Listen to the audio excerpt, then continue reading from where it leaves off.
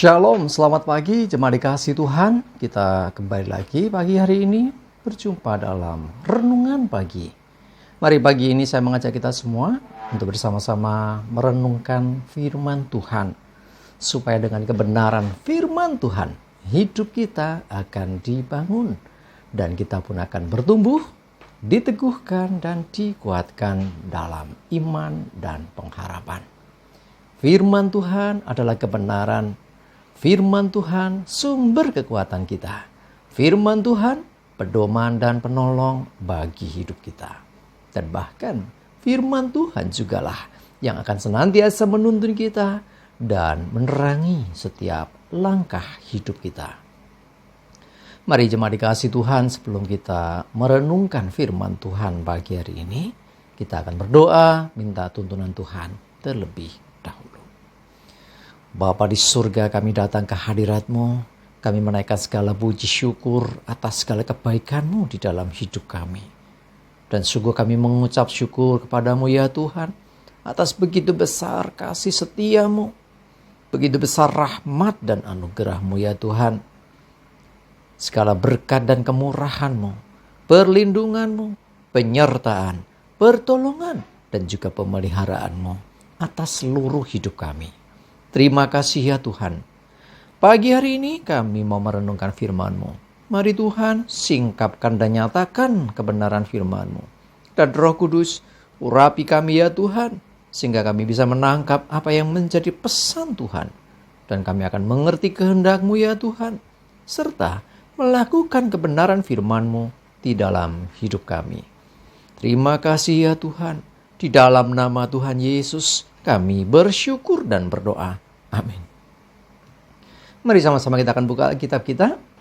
Renungan pagi hari ini sambil dari Efesus 2 ayat 8 dan 9.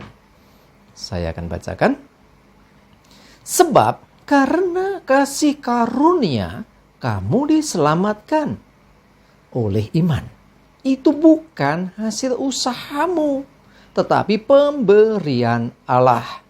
Itu bukan hasil pekerjaanmu. Jangan ada orang yang memegahkan diri. Cuma dikasih Tuhan, masih dalam suasana Natal. Ya, beberapa waktu yang lalu kita semua memperingati, dan mungkin juga ada yang hari-hari ini, dan mungkin esok juga masih memperingatinya. Ya, Natal bicara tentang bagaimana Juru Selamat telah lahir di kota Bethlehem. Ya, Natal berarti penggenapan akan janji-janji Tuhan. Akan datangnya Juru Selamat. Natal bukti akan Allah yang Maha Kasih. Ya, karena begitu besar kasih Allah ke dunia ini. Sehingga ya memberikan anaknya yang tunggal, itu Yesus Kristus. Dengan kata lain, Dia yang begitu mengasihi manusia ciptaannya ini telah menghadiri dunia, mendatangi dunia untuk menyelamatkan manusia yang memang telah jatuh dan dikuasai dosa. Ya, untuk menebus, membebaskan manusia dari kuasa dosa itulah, maka harus ada pengorbanan seseorang yang tidak berdosa. Dan Tuhanlah yang akhirnya bisa menggenapinya. Karena tidak ada orang yang tidak berdosa. Semua orang telah berdosa, kehilangan kemuliaan Allah. Nah, sekali lagi, kita sadari bahwa keselamatan itu, atau yang namanya hidup yang kekal itu, bukan karena kekuatan kita. Kasih karunialah yang telah menyelamatkan kita, yang kita terima dengan iman. Jadi Tuhan memberikan kasih karunia itu, dan respon kita adalah menerima dengan iman, mempercayai dengan sungguh-sungguh akan apa yang telah Tuhan buat, yaitu pengorbanannya. Dengan Dia datang ke dunia jadi manusia yang kita peringati Natal, dan nanti akhirnya Dia pun mati, bangkit, dan naik ke surga. Itu semua pemberian Allah yang sangat besar. Kasih terbesar, dan tidak ada yang lebih besar daripada kasih Allah itu sendiri. Itu semua bukan hasil usaha kita. Bukan upaya kita mencari keselamatan. Dengan beramal, berbuat baiklah, sedekahlah, melakukan agama sekalipun. Itu tidak ada jaminannya. Alkitab katakan bahwa kamu diselamatkan oleh iman. Ya, kasih karunia Allah menyelamatkan kita. Yang kita terima dengan iman, itulah yang sesungguhnya terjadi. Karena itu, janganlah kita sampai kehilangan iman. Jangan kehilangan percaya kita. Tetapi tetaplah percaya dan beriman sampai garis akhir hidup kita. Karena hanya orang-orang yang bisa setia, percaya sampai garis akhir, itulah yang diselamatkan. Itulah yang disebut orang beriman. Bukan di awalnya semangat luar biasa. Di awalnya ketika baru pertama kali kenal Tuhan luar biasa semangat melayani Tuhan. Tetapi setelah sekian waktu akhirnya menghilang. Bahkan akhirnya meninggalkan Tuhan. Maka berakhir semua. Semua yang luar biasa itu nggak ada gunanya. Ingat ya, bukan seberapa banyak memang ya kita berbuat baik, bukan seberapa banyak kita melayani, tetapi bagaimana kita bisa setia sampai garis akhir. Tapi bukan berarti melayani tidak penting. Ya, tentunya Alkitab juga mengatakan bahwa segala perbuatannya akan menyertai. Artinya segala hal yang baik yang kita lakukan selama dalam dunia ini, termasuk ketaatan kita melakukan firman Tuhan, itu menyertai hidup kita sampai di alam sana nanti. Jadi artinya apa? Itu menyertai, bukan itu yang membuat kita selamat. Pelayanan kita, perbuatan baik tidak membuat kita selamat.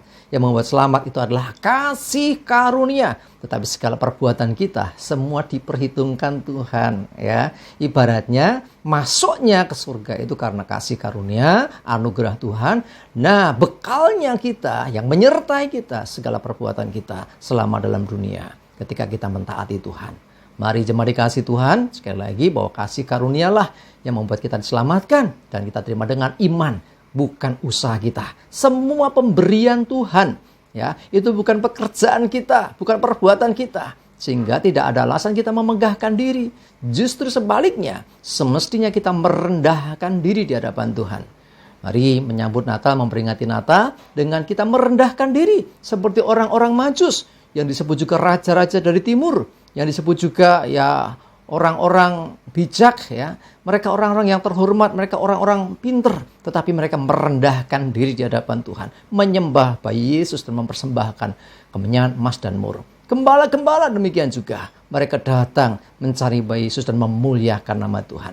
Ayo, apa yang kita mau berikan untuk Tuhan? Gembala memberikan pujian bagi Tuhan. Orang-orang Majus memberikan persembahannya dan juga penyembahannya. Apa yang kita mau berikan bagi Tuhan sebagai rasa syukur atas anugerah atau kasih karunia, yaitu keselamatan yang telah diberikan dan kita terima dengan iman. Pastikan kita tetap merendahkan diri dan memuliakan Tuhan seumur hidup kita. Amin. Kita berdoa. Tuhan, terima kasih, kami mengucap syukur ya Tuhan atas kebenaran firman-Mu. Kami diingatkan bahwa kami tidak bisa berbuat apa-apa tanpa kasih karunia-Mu.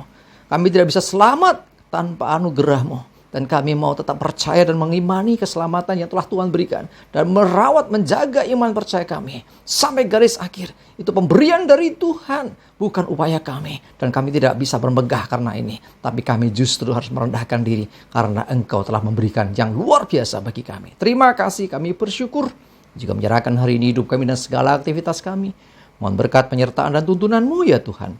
Jauhkan dari hidup kami celaka mara bahaya. Damai sejahtera sukacita.